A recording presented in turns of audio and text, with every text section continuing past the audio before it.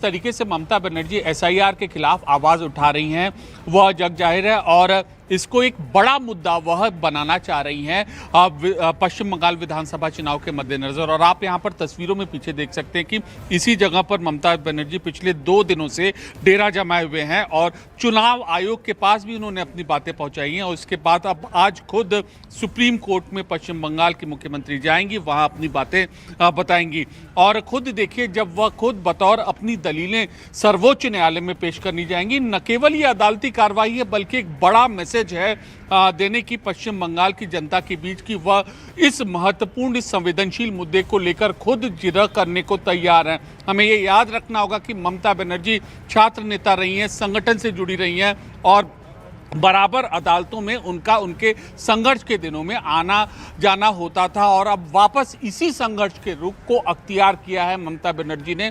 बड़ी मैसेजिंग है पश्चिम बंगाल विधानसभा चुनाव के मद्देनजर और ये जनता को बताएंगी कि उनके मुद्दे को चाहे जहां हो वो उठाती रहेंगी। इसी तरीके से ममता के जो सांसद हैं इससे पहले धरना दे चुके हैं, ईडी से वह एक हाथ कर चुकी है 2 और उसके बाद अब यहाँ पर सुप्रीम कोर्ट में वह अपनी दलील देती हुई नजर आएंगी। तो एक बड़ी न केवल कानूनी चाल है बल्कि एक राजनीतिक रणनीति है और अब सबकी नजर इस पर होंगी कि अदालत किस तरीके से उनकी इन दलीलों को देखता है और कैसे क्या रुख अपनाता है। और प्रियंका कांडपाल इस वक्त सुप्रीम कोर्ट से हमारे साथ मौजूद है। प्रियंका, कानूनी तस्वीर अब आपसे समझेंगे, कब ये शुरुआत होती हुई आज नजर आती है, कब वो पूरी कानूनी प्रक्रिया वक्त के हिसाब से अनुसार आपको दिखाई दे रही है?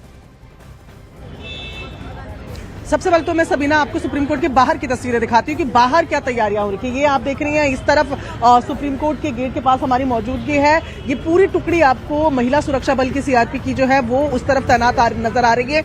आप गेट की दूसरी तरफ देखेंगे तो यहाँ पर भी दिल्ली पुलिस की महिला जवान है। पीछे की तरफ अगर आप देखेंगे तो यहाँ पर भारी मैं कहूँगी संख्या में जो सुरक्षा बल है उसकी मौजूदगी यहाँ नजर आ रही है। और कारण साफ है कि ममता बनर्जी सिटिंग सीएम है बंगाल की, वो जिरह करने के लिए आज कोर्ट में पहुंचेगी और उससे पहले की पूरी तैयारियां यहां पर की गई हैं।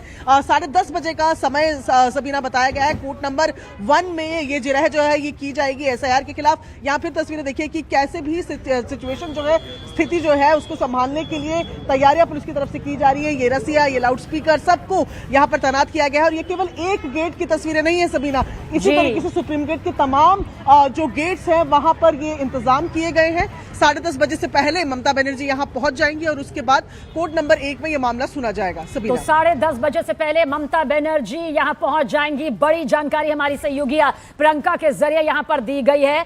इसके अलावा नीरज भी हमारे साथ है। नीरज, हम चाहेंगे कि आप दर्शकों को वो पहलू भी समझाएं क्योंकि काफी सारे दर्शकों के जहन में ये होगा कि क्या एक सीएम अपनी कानूनी लड़ाई सुप्रीम कोर्ट के अंदर लड़ सकती है? क्या ये आप बता सकते हैं? क्योंकि कानूनी ताकत, पढ़ाई की ताकत उनके पास मौजूद है। पूरी डिटेल आपसे चाहेंगे। देखिए, ममता बनर्जी सबसे पहले तो अब से थोड़ी देर बाद यहां अभिषेक बनर्जी के आवास से निकलेंगी। एक बार अभिषेक बनर्जी के आवास के बाहर आपको तस्वीरें दिखा दें। बंगाल पुलिस और दिल्ली पुलिस के जवान तैनात हैं और आज जो सुरक्षा बलों की तैनाती है वो आम दिनों से अधिक है क्योंकि कभी भी ममता बनर्जी यहां से निकलेंगे। दूसरे तमाम पहलुओं पर सुप्रीम कोर्ट को बताया जाए, खासकर माइक्रो ऑब्जर्वर की जो नियुक्ति की गई है चुनाव आयोग की तरफ से।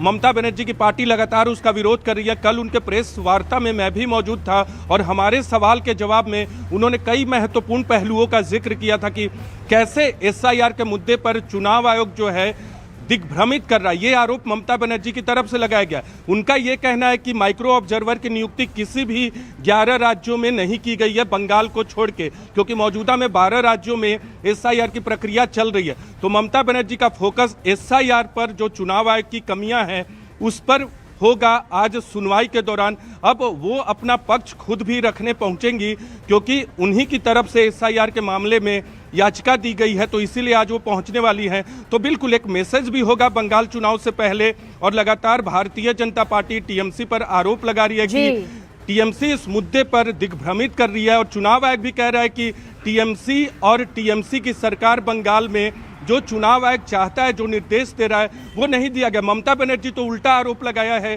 चुनाव आयोग पे कि तो उनका देखिए, आज पैसा की जो यानी प्रक्रिया चुनाव है आयोग वो पर कानूनी बंगाल और सरकार सियासी दोनों तरीके से बहुत ही खास है, और खास इसलिए भी हो जाती है क्योंकि अब सुप्रीम कोर्ट में वकील के तौर पर दलीलें रखते हुए नजर आएंगी ममता बनर्जी। हमारे तीनों सहयोगी इसी को लेकर पूरी जानकारी इस वक्त दे रहे थे। बड़ी खबर आप तक पहुंचाते, ममता बनर्जी सुबह 10:30 बजे सुप्रीम कोर्ट पहुंचेंगी, जैसा कि हमारी सहयोगी प्रियंका कांडपाल जानकारी यहां पर दे रही थी। और सुप्रीम कोर्ट के कोर्ट रूम नंबर 1 में यह सुनवाई यहां पर होगी।